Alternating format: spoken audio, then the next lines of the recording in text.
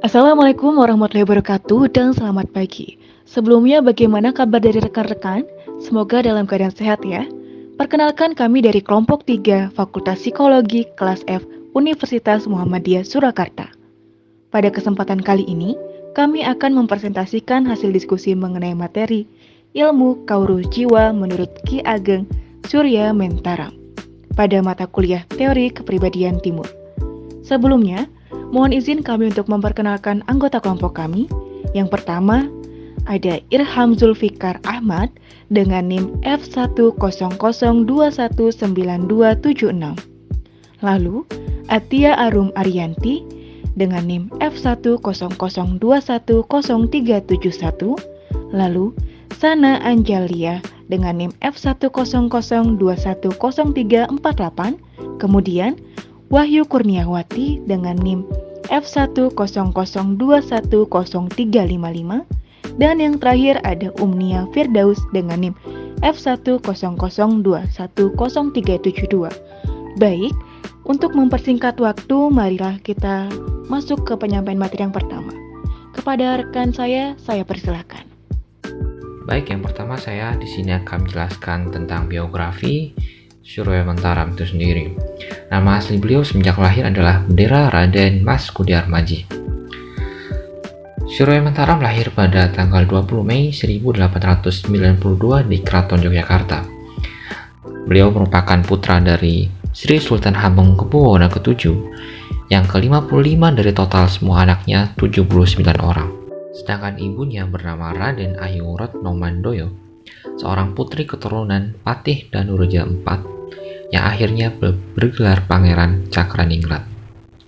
Karena Surya Mentaram seorang pangeran, Surya Mentaram mengenyam pendidikan yang dibilang cukup baik di Sekolah Dasar Sri Mangati. Kemudian melanjutkan kursus di Klein Amtenar. Surya Mentaram juga mendapatkan pendidikan agama secara langsung dari Kiai Haji Ahmad Dahlan, tokoh pendiri Muhammadiyah. Singkat cerita, ketika usia 18 tahun, ayahnya resmi mengangkat dirinya sebagai pangeran keraton. Namun, ketika dia diangkat menjadi pangeran, justru Surya Mentaram mengalami keresahan yang luar biasa. Sebelumnya, ketika dia diangkat menjadi pangeran, gelarnya berubah menjadi Bendero Pangeran Haryo Surya Mentaram, yang artinya Surya Mentaram, mataharinya Kerajaan Mataram. Tetapi gelar pangerannya membuatnya gelisah. Di keraton tidak membuatnya merasa tentram, karena baginya di sekitar lingkungannya tidak ada manusia yang seutuhnya. Semasa di keraton, Surya Mentaram hanya menemui sesuatu yang disembah, dimarahi, diperintah, dan diminta. Sebenarnya ada beberapa keresahan lainnya, seperti kakeknya yang dipecat menjadi patih, kemudian istrinya yang meninggal ketika anaknya baru saja lahir ke bumi 40 hari, dan lain-lain. Lantas akhirnya, di dalam keresahan itu, Surya Mentaram izin kepada bapaknya Sri Sultan Hamengkubuwono VII untuk mencopot gelar pangerannya. Tapi ayahnya menolak dengan mentah-mentah. Bahkan ada suatu cerita ketika Surya Mentaram izin kepada ayahnya untuk pergi haji, ayahnya menolaknya. Tidak mengizinkannya karena apa? Ayahnya tahu jikalau Surya Mentaram keluar dari keraton pasti tidak akan kembali. Karena apa? Karena di keraton dia mengalami kegelisahan yang luar biasa itu. Singkat cerita, ketika Surya Mentaram izin tapi tidak diizinkan, akhirnya Surya Mentaram memutuskan untuk kabur dari keraton. Dia kabur menuju arah Banyumasan, tepatnya di Cilacap. Beliau di Cilacap menjual pakaian-pakaian kain-kain batik seperti itu, dan juga beliau merangkap menjadi kuli bangunan. Kemudian Sri Sultan Hamengkubuwono memutuskan untuk mengirim pasukan untuk mencari Surya Mentaram, dan akhirnya Surya Mentaram ditemukan di daerah Banyumasan, tepatnya di Kroya, ketika dia sedang menjadi buruh untuk membuat sebuah sumur. Akhirnya Surya Mentaram dibawa pulang kembali ke keraton. Singkat cerita, ayahnya Sri Sultan Hamengkubuwono VII meninggal. Semua pangeran mengiringi jenazahnya untuk dimakamkan di makam Imogiri dengan pakaian kebesaran, kecuali Surya Mentaram. Surya Mentaram hanya memakai kaos dan celana yang sudah robek, dan ketika pulang dari makam Imogiri, Surya Mentaram mampir ke suatu warung dan kasarnya ya ngopi lah seperti itu. Hingga masyarakat sekitar terkagum-kagum. Wah, itu tuh anak menjadi gila gara-gara ditinggal ayahnya mati. Tapi sebenarnya tidak gila tidak. Nah, singkat cerita, kerajaan digantikan oleh Sri Sultan Hamengkubuwono VIII. Kemudian Surya Mentaram izin kembali kepada Hamengkubuwono VIII untuk dicabut gelar kepangeranannya. Akhirnya Sri Sultan Hamengkubuwono VIII menuruti dan mencabut gelar pangeran Surya Mentaram. Akhirnya setelah diizinkan tidak memakai gelar pangeran, Surya Mentaram izin untuk pergi dari keraton dan menuju Desa Bringin. Desa Bringin tepatnya ada di Kabupaten Magelang, Jawa Tengah. Di Desa Bringin itu akhirnya Surya Mentaram membangun rumah di sana, menikah lagi, dan di sanalah Surya Mentaram mengembangkan konsep kawruh jiwa bersama rekan dan pengikutnya.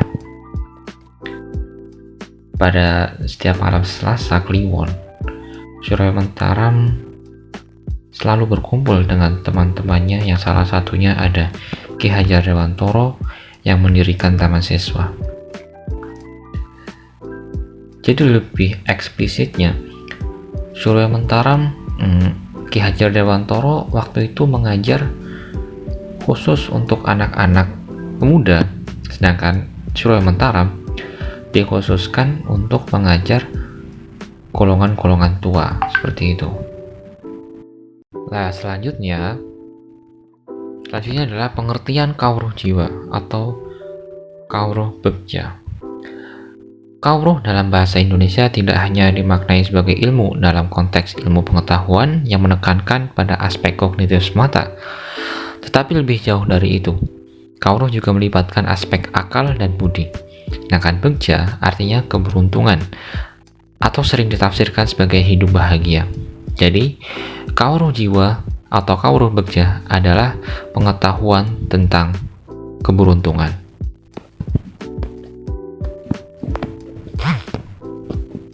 Baik, di sini saya akan menjelaskan tentang ilmu kawruh jiwa menurut Surya Mentaram. Inti dari ajaran Ki Ageng adalah mencari suatu kebahagiaan atau suatu jiwa kebebasan. Pada awalnya, ajaran Ki Ageng lebih populer disebut kawruh begja, ilmu kebahagiaan, atau kawruh jiwa, ilmu jiwa, dan pengawikan pribadi mawas diri. Kawruh jiwa itu berdasarkan dalil bahwa eksistensi manusia merupakan puncak dari ganti-berganti antara senang dan susah, yang membedakan manusia dengan binatang. Karena manusia memiliki perasaan senang dan sengsara, memiliki kepuasan ketika keinginannya terpenuhi dan ketidakpuasan ketika keinginannya tidak terpenuhi.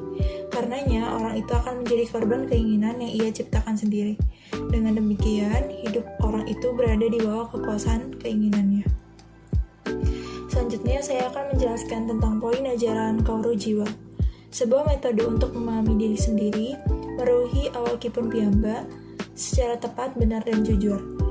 Ketika seseorang telah mampu memahami dirinya secara tepat, benar, dan jujur, maka dengan sendirinya ia juga akan mampu memahami atau mengerti orang lain dan lingkungannya dengan tepat, benar, dan jujur, sehingga dia dapat hidup damai dan bahagia.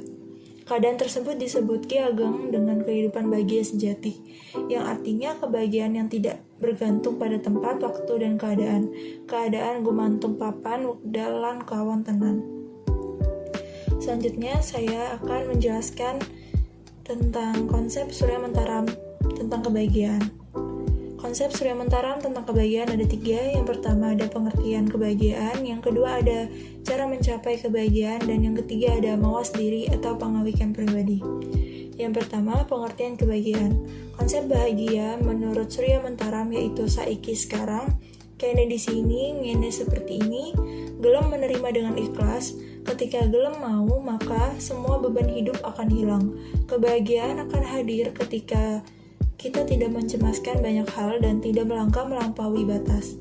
Mengerti akan penerimaan diri sesuai dengan keadaan dan waktu saat ini tanpa syarat dan senyatanya. Selanjutnya yang kedua, cara mencapai kebahagiaan. Yang pertama, pengetahuan tentang barang asal dan barang jadi. Pertama, barang yang ada di muka bumi adalah abadi. Dalam artian dahulu ada, saat ini ada, dan kemudian hari ada. Ialah barang asal. Kedua, wujud barang yang ada adalah zat, keinginan, dan rasa aku. Zat merupakan asal barang jadi. Barang jadi itu dapat diketahui cacahnya, dapat dilihat, terikat tempat dan waktu sehingga dapat dibuat dan rusak. Sedangkan keinginan ini bersifat abadi, memiliki watak selalu ingin dipenuhi, yang mengakibatkan mulur meningkat, mungkrat menyusut, senang susah.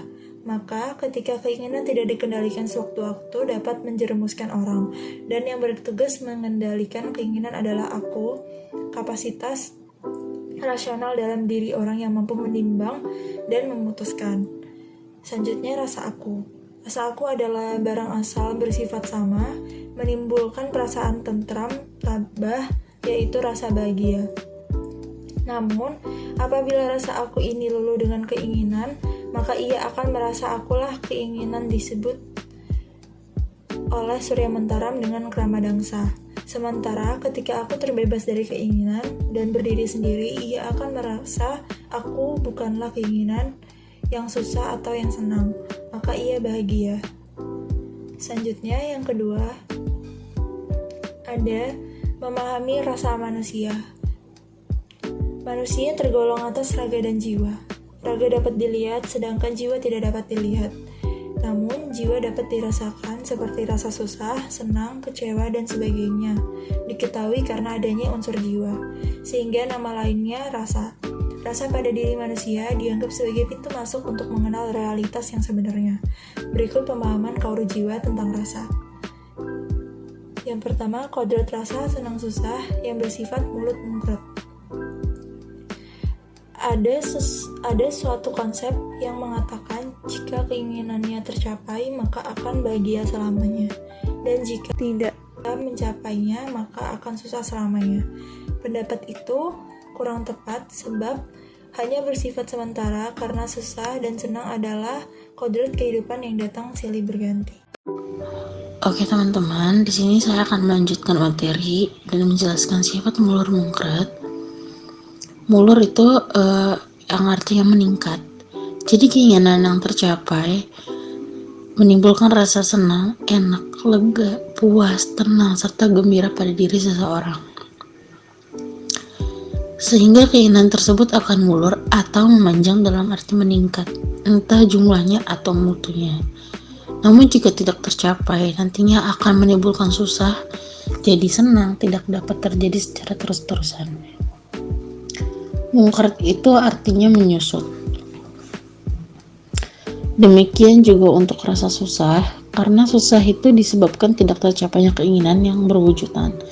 Terasa tidak enak, menyesal, kecewa, tersinggung, marah, malu, terganggu, dan sebagainya. Padahal keinginan itu tuh bila tidak tercapai pasti mungkrat itu akan menyusut gitu, dalam arti bahwa apa yang diinginkan itu tuh berkurang baik dalam jumlah maupun mutunya, sehingga dapat tercapai maka timbul rasa senang. Jadi rasa susah itu tidaklah tetap.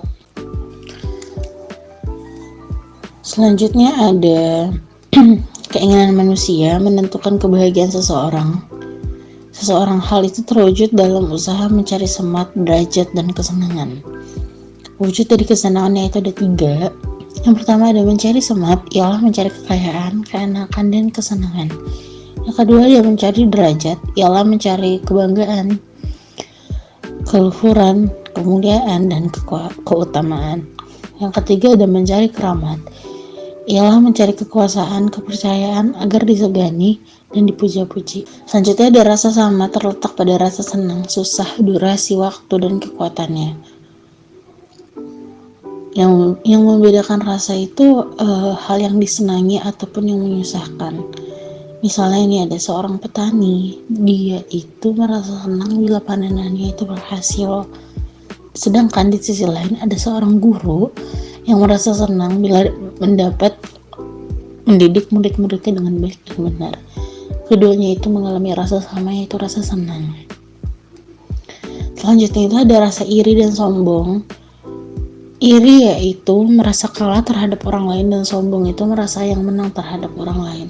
Iri dan sombong ini merupakan dua hal yang membuat manusia berupaya memenuhi hasrat derajat, kedudukan, selamat kekayaan, keramat kekuasaan. Perasaan tersebut banyak menjerumuskan seseorang ke dalam kehancuran dan kesusahan. Rasa tentram, pemahaman terhadap perasaan diri yang akan mencapai keadaan tentram dalam menjalani hidup menurut Surya Mentaram dengan penerapan 6 sa. Yang pertama, sabutuhe, yaitu sebutuhnya. Yang kedua, saperlune, yaitu seperlunya. Yang ketiga, sacukupe, yaitu secukupnya.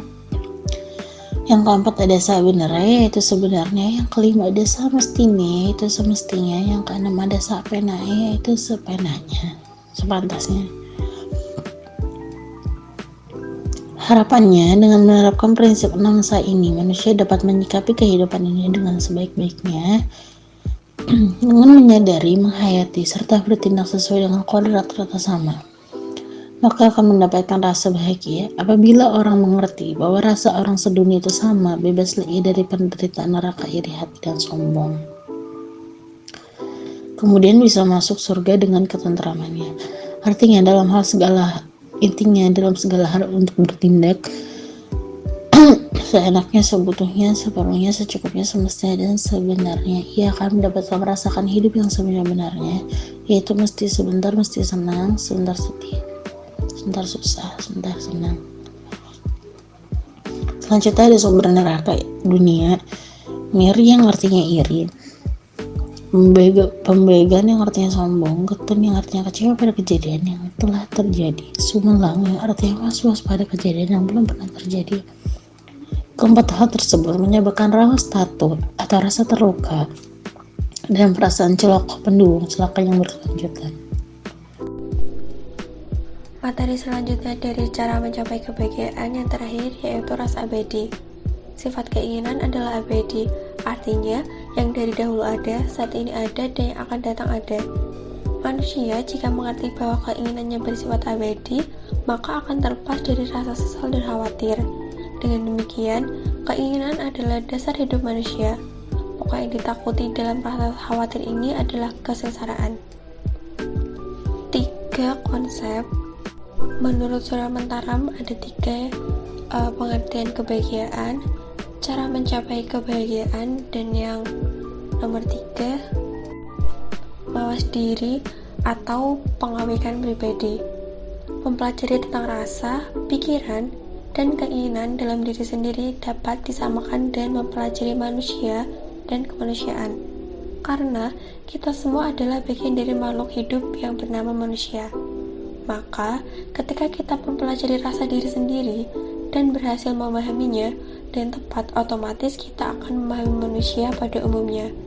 Tujuan dari mawas diri ini adalah untuk mengetahui kelebihan dan kelemahan individu untuk mencapai manusia tanpa tengger atau yang disebut ciri-ciri manusia.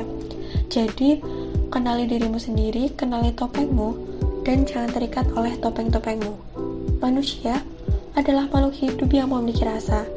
Rasa manusia terbagi menjadi 2, yaitu rasa yang dangkal dan rasa yang dalam. Rasa yang dangkal diperoleh dari kemampuan manusia dalam mencatat atau memotret melalui panca indera.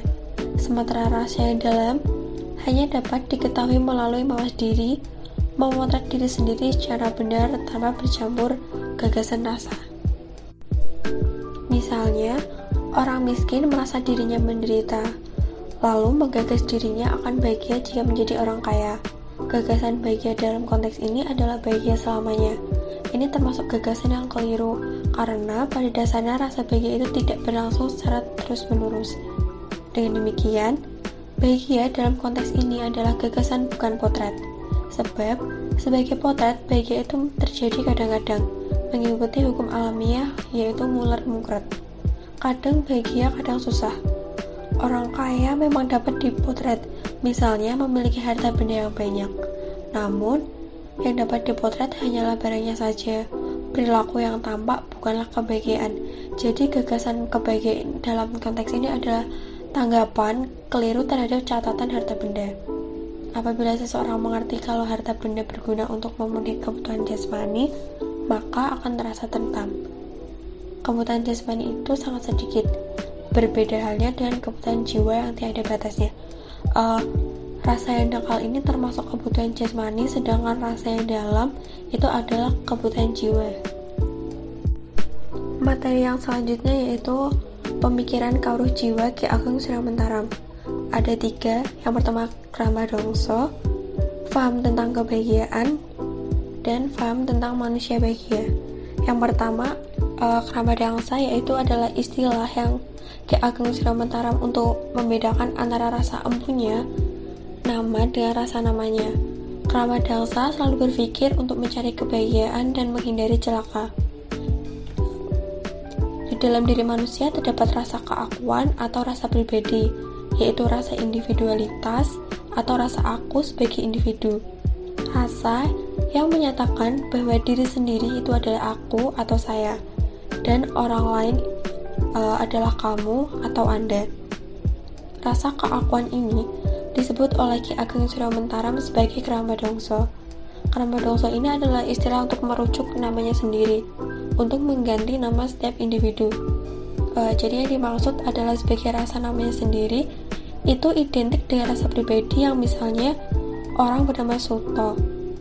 Jadi aku Krama Dangsanya itu adalah sama dengan rasa aku Suto.